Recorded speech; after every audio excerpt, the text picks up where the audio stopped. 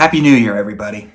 I know we're a few days in, but we're still kind of in that general ballpark. I meant to post this before January 1st, but like with a lot of other stuff, I just ran out of time. But I wanted to start off the new year by saying thank you all for all the support you gave me in 2025, which I think for a lot of us was quite a rough year in a lot of respects. For me, it was a mix of both. It was really rough personally, and to see certain things unfold across the globe and across the country, really hard to stomach sometimes, but I've experienced some life changes. I finally got a new place after settling back with my parents for a few years. I've mentioned this maybe once or twice before, but some of you guys may remember back in 2021 when I talked about No Way Home. I experienced my first love, and when it ended, it definitely took a huge toll on me. And not too long after that, I had to move back with my parents and starting a new job, saving up some money. To be honest with you guys, it was kind of demoralizing, and I felt like I was in a rut that I was never going to get out of. I basically said, this is my life now.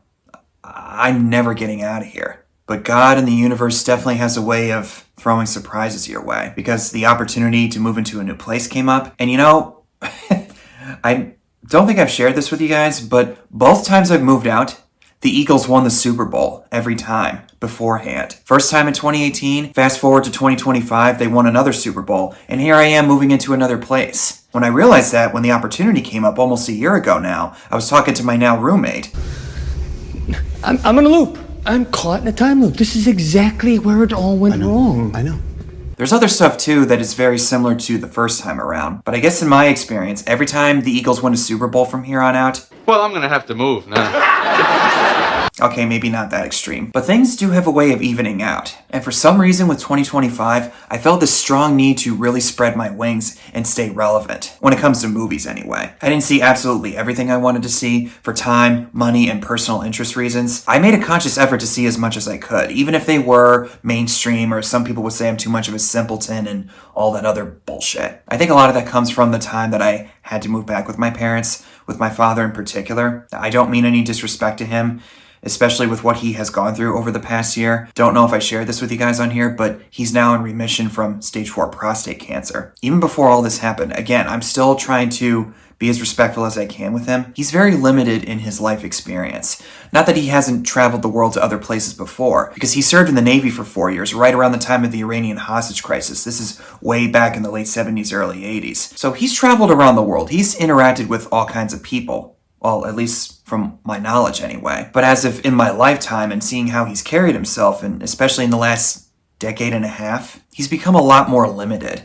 And it's not just him. There's other people in my family that are like that. And I actually work with a few people who are very narrow-minded in their worldview, and they don't really like to think outside the box. When people have limited experience, they tend to hold on to things very tightly. As a result of that, it motivated me to want to stay relevant, in some capacity anyway. I managed to use various social platforms to my benefit, surprisingly, like Facebook with my official YouTube Facebook page. I even made an effort to put out reels almost every day on Instagram. Seeing people like Nick Turturro post reels on a regular basis, and those are becoming like the new thing on Instagram. It's like a little mini YouTube, so to speak. But I've had a lot of fun doing it, along with TikTok, and I considered myself above TikTok at one point, but just like Instagram, it's a lot more fun than I expected. I'll put the link to it either right here or somewhere in the description down below if you guys want to follow me on there. I use it to talk about Philly sports in general, like the Eagles or random pop culture stuff, and maybe some other things that I'm not going to get into here. You can see for yourself, and you decide if you want to follow me still or not. But really, 2025 was, ironically, the most fun I've ever had in the social media space. I really felt like in a lot of ways I came into my own,